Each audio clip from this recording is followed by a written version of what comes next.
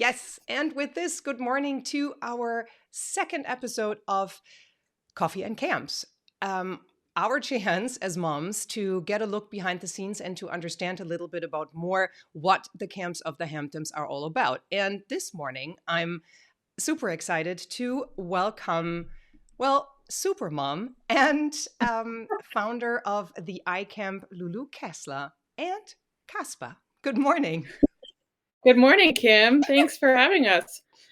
Well, thanks for coming on. We have to talk about this quickly because we just giggled about this. If you have your first child, you would not be on a live Zoom right now because you'd be terrified that something would go wrong. The second one gets you more confident. You are on what number? This is number 5. So Yeah.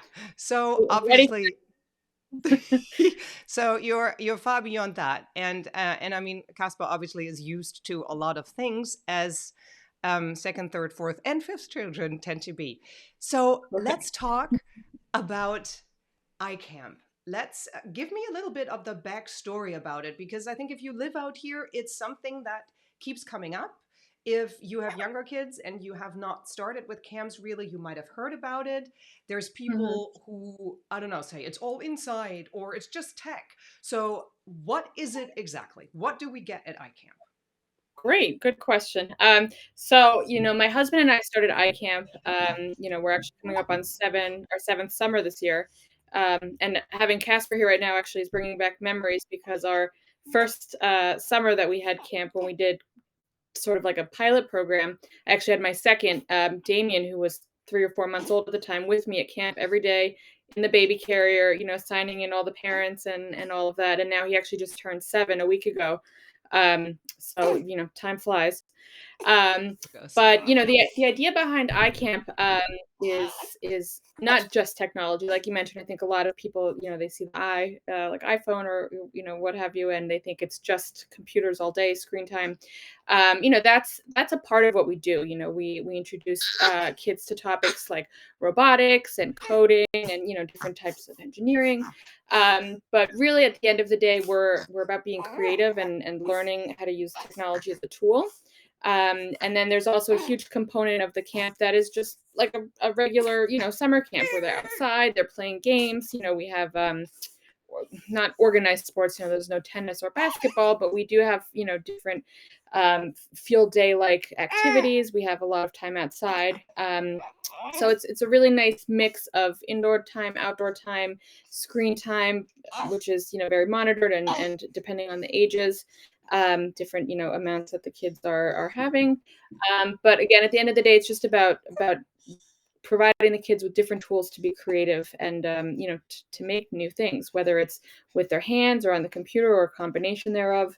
And I think just like with any camp that you're sending your kids to, it's about bringing like-minded kids together, so that they can have a great experience, and build memories and make friendships. And I think that's ultimately what it's really about. So this is just kind of a different place to do that for kids.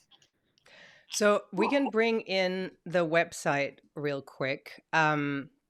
This is it, and it shows it very nicely. I feel the different things. This is your husband. You're doing that with him, and we'll see quite a few things that kids actually do in Mhm. iCamp. And if we look at the tech side, because that's something that I always thought was really interesting, and I have 2 boys, so tech and building is my daily everything. So if we look at the ages, I mean, a 4-year-old obviously will do something different than an 8-year-old. So can you, or like, what age span do you cover, and what are the different activities for these age groups? Sure. So we start at age 3, and we go all the way up to 13. Our 3 and 4-year-olds are in our iCamp Junior program, and that essentially has no screen time at all. So that's run very much, like a preschool, I would say. They spend a lot of time outside and playing together and learning from one another, and sort of building the foundation for these other things that will come, as they're older. And then for our 5 to 13-year-old program, we split the kids up by age. So generally, it's a group of 5 and 6-year-olds, 7, 8, 9, 10, and so on. And depending on the age, there's a different level of what's appropriate in terms of technology. So we're, for the younger end, it's a lot of introducing them, right, to concepts and showing them, oh, you can use your iPad to do this, and you can connect it with a camera this way. But then the actual, content it's age appropriate. So for that age, there's less, and the older they get, the more in depth, I would say, the content becomes. And so the older end, they're doing projects that are maybe a little more involved. Just like with anything, we just keep it age appropriate to make sure the kids are also having fun. And if you give them things that are too advanced or too difficult, it becomes not fun because they don't No, understand it's it. They don't know what frustrating. to do with it. So you keep it simple, you keep it fun, you keep it light, and then you build on that every year. So if you look back at the last, what, 7 years, you said? Yeah, this is summer. Yeah. Yeah. Mhm. Then what stood out the most? Like, where would you say did you evolve the most? Now he's actually taking his nap, by the way. Now he's 'Cause sleeping. Yeah. it's our calming voices. Where did we evolve the most? That's a great question. Obviously, as we've grown, a lot of things have become more streamlined. We have a number of different locations now. So we have our flagship camp out here in the Hamptons. We also have locations throughout Manhattan and in Westchester. And so I think what we've learned a lot as we have expanded is how do we keep the program the same but in different locations, and how do you adapt to the different locations? Obviously, programs in Manhattan look a little bit different than programs that are here or in Westchester, but we've always wanted to keep kind of the heart of iCamp in everything that we do. And one thing that we've always really prided ourselves on is the personal touch. And the connection that we have with our families, and so we've tried to maintain that as we've expanded and grown, not just in terms of families who come through our program, but just the locations and all of that. So we do a lot to try and keep parents in the loop, so that they know what's going on with their kids, and are trying to showcase a little bit each week of this is what your child did, and this is what the other groups did a little bit, so that parents really get some insight into what's happening at camp. And then you just want to make sure that the kids are having a great time. At the end of the day, that's what it's about. I feel that way at home and at camp. So the nicest feeling for me is being at checkout at the end of the day, and calling a kid and having them race to their parents' car and say, "Oh, mom, you'll never believe what I made today. I did this or that," and seeing that excitement in them is really what makes it worth doing all this work all year to plan for a few weeks of summer, because that's what it's all about. And we try to stay very connected with our families. So we've had kids who, maybe started 3D printing for the first time at our summer camp. And then one boy went on to 3D print a whole collection that was then displayed at his public library. Or, we had also the other day, I bumped into a mom of a boy who came from our first summer, and she said he's 19 now. He just went on a trip to Japan with another boy he met at camp that first summer, and they've remained friends. And so hearing that Wow. story was really like, first of all, I couldn't believe that they're 19. But Yeah, well, obviously. but it was just so nice to hear that we kind of have facilitated that friendship, so to speak, and that we're a part of their little friendship story, and that they're we're able to connect, and now are kind of in life together doing things. You're literally making life memories. I mean, Yes, and so that's really been exciting, and so to try to keep that kind of feeling as you grow and expand and reach more families, and try and make sure everybody's still getting that same experience at iCamp that that those first kids got the first summer.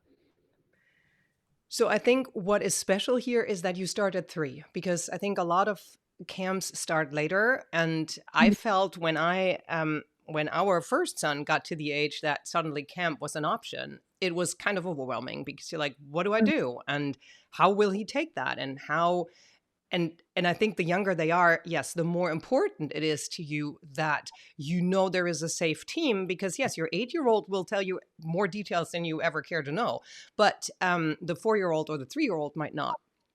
Right. So walk me through like these first mornings of camp so that new parents probably get to understand what it's like to drop your kid off at camp. Like how does that work? Is there going like what about the camp counselors? Like how trained are they, especially for the little ones, to get them over this where am I? Where's my mommy kind of situation? Right. Yeah, so that's, especially for the younger ages, that's always hard, when there's um, no way to guarantee that that won't happen. What we try to do to ensure or minimize the risk of it happening is especially for our iCamp Junior, we have a very high staff to camper ratio. And we make sure to give the kids a big warm welcome when they come in.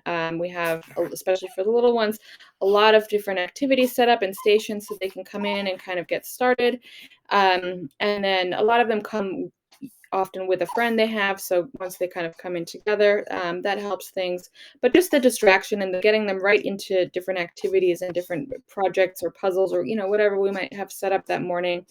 And then because we do have a lot of instructors and counselors, if somebody is struggling, we're able to have somebody sit one-on-one with them and ask them questions about themselves, or what's your favorite color and your favorite animal, and just kind of help make them feel comfortable, and spend a little time and help them kind of emerge from their little bubble, and usually by the second day, anybody who had a hard time the first day is happy to kind of get there and get started because they now know what awaits them. So, Absolutely. And this end of the week is, I think, where we get emails, right? I mean, I remember we had our second child in iCamp last summer, and it was Mhm. nice to see the pictures to the stories that he shared with us, but now see him actually in there. So that is very helpful too. Yeah, that's something being a parent has helped me a lot, in understanding what do parents want, and what can we do to make the parents more comfortable too. Obviously the kids, but the parents, and so trying to share a little bit of what their kids are doing during the day and during the week is important because I know my kids come home a lot of time and I say, "Oh, what'd you do?" "Oh, nothing." I'm like, "Oh, great." Hmm. Hmm. Yeah, a whole 6 hours. Look at that. No long day of nothing, amazing. But somehow you're tired still. So, that's as my kids got older and I realized, oh, okay, they're not telling me about their day. I'm sure they're not the only kids out there. That's when I thought, okay, great, let's try and provide some insight to the other parents who have, kids at our camp so that they know that they're not just doing nothing all day or they're not Yep. just, playing whatever one game that they mentioned that they liked or, whatever it is. And just to give the parents a little bit of an understanding of what it is their kids are doing all day, because as a mom, that's what I want to know about my kids. And so I thought, I'm sure other parents out there feel the same. So that's, Don't something that we? we've tried Don't them. we all? Yeah. So when we look at the older kids and the tech they're working with, I mean, obviously this is something that's progressing faster than, I mean, our brains, I'm not even mentioning, but even the younger ones can follow up. So how do you make sure that you stay on top of the tech in a way that they learn modern things, but there's also somebody going like, whoa, no, now we're going too far. This we're not doing. This is where it ends. Because it Right. is, I mean, it's getting more complex, and AI is, I mean, just my son had a full conversation with Alexa this morning about rattlesnakes. So Oh, great. he learned a lot. Tell me more significant things about rattlesnakes. I was like, what are you doing? Get dressed. So, and he's 8. So just taking that and multiplying it. So how do you stay on track and on top of that and make sure they learn the newest thing, but also in that, as you mentioned, age appropriate frame?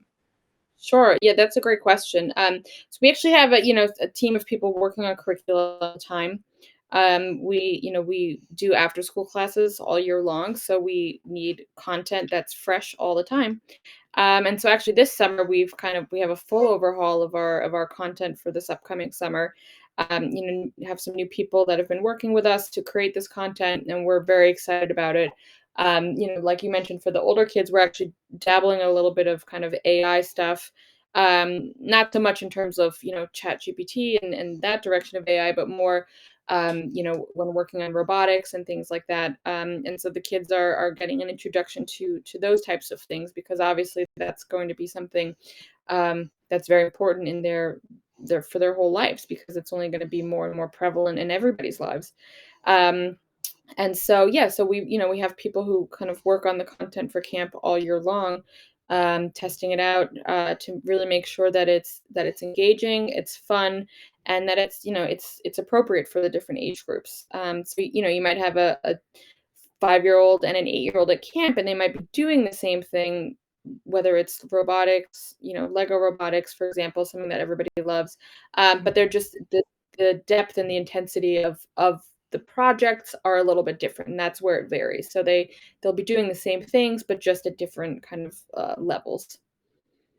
Fantastic. And yes, I think the AI thing, I'm constantly being targeted on Instagram for how teenagers are building businesses with AI. And it's like it puts this Oh, kind of that's for you. this, yeah, I'm sure you're getting all of that if I'm getting it. So, but that, of course, I mean, also as a parent, that kind of puts a little bit of pressure on you, especially if you're a parent who doesn't use AI like over the extent of asking ChatGPT, to like correct an Mhm. email.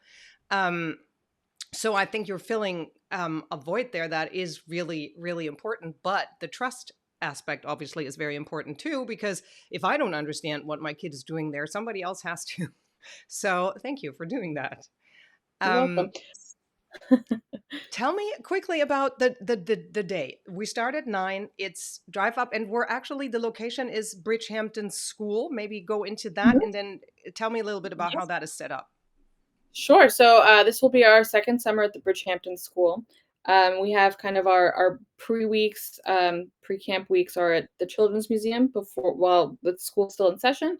But then the main part of the summer is at the Bridgehampton School, which has been a great facility. Anybody who has been familiar with our program for a while knows that we were at Nova's Ark for a long time, Yeah. which was really an outstanding facility. The property there is breathtaking. I mean, Hmm. even just watching the video there, that you Yeah. just had in the back, it makes me miss being there. It really was a I'm very sorry. beautiful. No, no, no. But we kind of have outgrown that space, Yeah. which obviously is a good problem to have. Hmm. And so being at Bridgehampton School last summer was fantastic. The facilities everything's made for children, so it's really very Yeah. easy to host a bunch of children there. The And then playground also alone is like, the grounds are great too. You have a ton of outdoor space there. yeah. The playground is fantastic. We have, a big field to run around in. So they're really, it's a really great space, and we've been very, very happy there. And then, we try to keep it easy for the parents too. So drop off, you pull up, we kind of, take your kids from the car, bring them in, and then at the end of the day, we bring them back out to you. For the especially the junior parents, if they want, they can park and walk their kids in. And those kids sometimes have a harder time Yeah. at drop off. So we're here to make it easy for everybody, and make everybody comfortable, and that's what we're here for. So we're also always open to suggestions and feedback, and are constantly trying to improve. Again, for the kids and for the parents. So So, and the program is from 9 to 3, or what's the time span? yep. So our regular program is from 9 to 3. The junior program is from 9 to 1, with an extended day option until 3. So for that, yeah, parents can pick, because some kids that age still nap, so they like to go home, at that 1 o'clock, just after lunch. But then, a lot of 3 and 4-year-olds don't nap anymore, or they might have an older sibling in the other program. So we have the extended day option until 3 for them. Yeah. What about lunch snacks? What's happening there? Sure. So we have a lunch add-on. I would say at this point, probably 80% of people sign up for lunch. I'm So shocked it's not 99, to be honest. Like, seriously. we get our lunch from Citarella, so it's always great options, and the kids generally like it. We have some picky eaters, and I think those parents probably prefer to send Yeah. lunch themselves, but it's Yeah. an added convenience. So we're happy to offer it for Mhm. anybody who wants it. Well, fantastic. Thank you. I hope I didn't miss anything in questions, but I know that maybe we do have a question. Let me look at, yes, we do. Let me do several things. Start capturing the Zoom guests' tone. And then Danielle, hi, good morning. Hi, good morning. Hi, Lulu. How are you? Yeah, good, thanks. How are you? I'm good. I remember when you guys first started. I guess you were 1 year after me because I launched my business in 2018. So you said seventh summer Yeah, for you? yeah. So 18, yeah, in 18 we started, right? Summer of 18. We did our pilot program. Right, yeah, Damien was born in 2018. Yep. There Yeah, you awesome. go. Yeah, yeah, I know. It's such a blur. So congrats. Thank you. Congrats. Thank I you. was just curious, a couple of things. How many weeks is the camp? So we ran this year from June 9th all the way through August 29th. So we're here all summer, and our signups are all by the week. So, you could come for 1 week, you could come for all of the weeks, 2 weeks in the beginning, 2 weeks at the end, kind of whatever, however works for your schedule. Oh, that's cool. I'm new into the camp space. My business I don't have children that would be, that would go, but I'm from a business perspective, I just started tote camps. So we do luggage delivery to the sleepaway camps. Obviously, I Oh, know you're a day, but just kind of wanting to learn more about what camps are doing in the Hamptons. mhm. Um, So I'm just curious, what your repeat families look like? Do you have the same kids coming back each year, or is it like constantly kind of different? No, we definitely have a lot of repeat families, which is really nice to see the kids kind of grow from year to year. So we have, some kids who started whatever when they were maybe 6 or 7 and now are 12 and are, becoming teenagers. And so it's funny to see the kind of the transformation of the kids themselves. But we definitely have a lot of repeat families. And then a lot of times they come back with their friends, which is really nice. So then it's obviously makes us feel good that the families have trusted us and are recommending us to their friends, but it's also nice to see the kids come in with their friends and just kind of make their experience even more fun. And then we also have, once the kids have aged out of camp, we have a CIT program, so that's counselor in training for Oh, kids who are 14 and 15. And they kind of come in and are paired with a counselor or an instructor and kind of learn, get that experience kind of on the other end of things. And then a lot of those kids have then gone on, as they've gotten older and then become counselors themselves. So it's kind of a full circle experience there. that's great. And that must be nice for you to find some good educated staff who is like familiar with the programs and, your facility and all Yeah, that. exactly. Yeah, and yeah, for our staff, we always have instructors who are a lot of times they're teachers or they work for us all year, teaching our after school classes as well. In Oh, addition to the counselors who tend to be, college age. A lot of them are on their way to becoming teachers, or specialize maybe in studying some of the programs that we offer.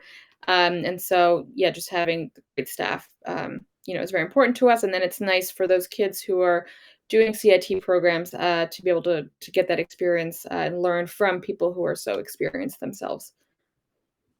And I have to say, they're absolutely. all really nice, which with my kids is always a huge topic because if they don't like the person who stands there to get them out of the car, that can change the whole day, like theirs Mhm. and mine, because it can go south from there. So it's really important, I feel, that because it's a huge shift, right? I mean, I think all of us probably feel it at the moment with us going into those last weeks of school, like now it's teacher appreciation week, like something is happening the whole time they know it's almost over, then that it's a huge shift if they go Mhm. into the camp thing. And then if there is somebody who's just like, yeah, okay, come on, let's go, then that can be a problem if you have children like I do who really need a different approach. Danielle, were you done? I'm sorry, I just burst in there. Yeah, no, that was it. Thank you so much for sharing. I Well, appreciate it. well, thank you for asking. Thank you, Danielle. So, Lulu, if people have more questions, if they're watching this now and they are like, well, okay, great, I couldn't be there live, I couldn't ask my questions, but I still have some before I sign up, then what's the best way to do that? So you can always email. You can email myself. I'm lulu@icamp.com, or our general inbox is hello@icamp.com, and somebody will Mm-hmm. always get back to you, within a couple of hours generally. And we're here to answer questions. We want to make parents comfortable, and are happy, to kind of explain what the day is all about, and just make it easy for them. Thank you so much. So Casper is getting his nap in. He's Yeah, you're right. So I guess I'm stuck here okay. in this chair now for a little bit longer. If Well, my I hope daughter's so we can, yeah. well, there you go. Okay, so we're gonna put all the links, the email address, all of that into the show notes. Boss Mom members can reach you directly through our app. They don't even have to go look for your email. They can just tap on the message button. Everybody else, just email Lulu and, go follow along on Instagram, because I think that always gives a good vibe too of what's coming. Thank you, Lulu, for taking the time to speak with us Thank today. you, Sam. This was great. Yeah, thank you for having us here. Absolutely. My pleasure. Have a lovely rest of your week. Thank you. You too. Take care. You too. Bye.